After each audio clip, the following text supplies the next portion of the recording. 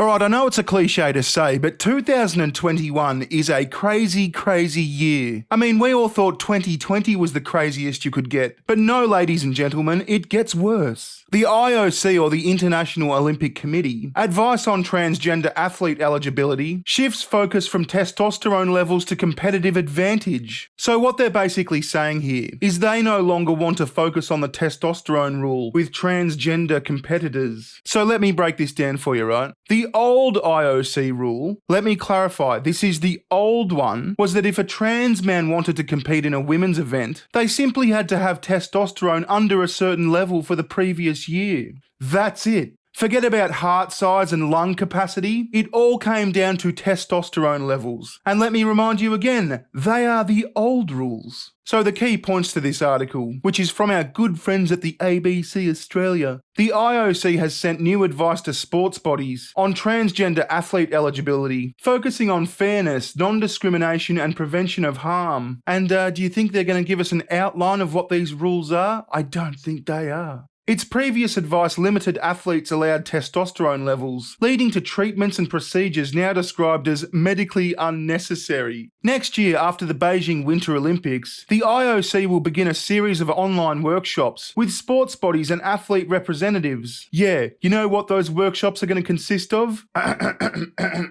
Dudes can compete with chicks now. That's it. Chuck in that strong woman clip, it's appropriate.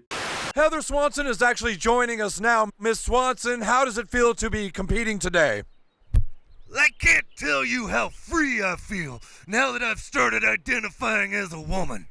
Aiming to help sports write eligibility rules for transgender athletes, the IOC has published advice that shifts the focus from individual testosterone levels and calls for evidence proving if a performance advantage existed. Well, I mean, I'd be very interested to see what that evidence would consist of. Hello there, miss. Can I please see your huge nutsack? You know, that testosterone factory. Are you 6'5"? Are you competing against a 5'4" woman? I mean, this is going to be labelled as transphobic as so they're kind of saying now, well, we might just do like full physicals to verify fairness. I think the old system was best. Chicks compete with chicks and dudes compete with dudes. It's really simple. No athlete should be excluded from competing based on unverified, alleged or perceived unfair competitive advantage due to their sex variations, physical appearance and or transgender status, the International Olympic Committee says. So they say it themselves, perceived unfair competitive advantage. So like if you're the adjudicator and you perceive one lovely lady competitor to be like 5'3" and 60 kilograms, and you perceive their competitor to be, I don't know, say 6'5" and 120 kilos, then that's unfair because it's just a perceived unfair competitive advantage. You see the slippery slope we're going down here? The 6-page document follows years of consultation with medical and human rights experts, and since 2019, athletes directly affected, to help draft guidelines promoting fairness and inclusion. Yeah, I see where this is going. They're trying to push it as, well, I mean, we'll just take it on a case-by-case basis. But you can't use your perception, because that'd be transphobic. And look at this little snippet on the side. This just adds insult to injury. The IAAF, or the International Association of Athletics Federations, female classification rules racist. Critics of new rules banning female runners with naturally high testosterone from some events say the move is sexist, racist, and based on bad science. So let me get this straight. The Olympic Committee is saying anyone can compete, just turn up, your testosterone levels are fine. We're just going to say we've got these vague new rules which probably won't ever be a thing. They'll never get enforced. And you've got the IAAF saying if you're a natural born chick with a natural vagina, you can't compete because your testosterone levels are too high. This is f***ing clown world. Absolute f***ing clown world.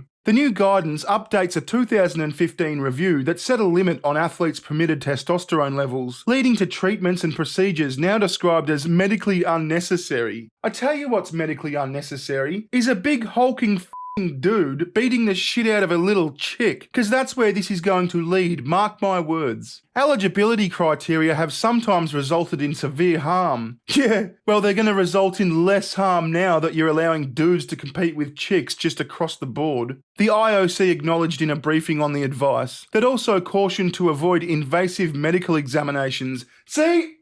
Told ya!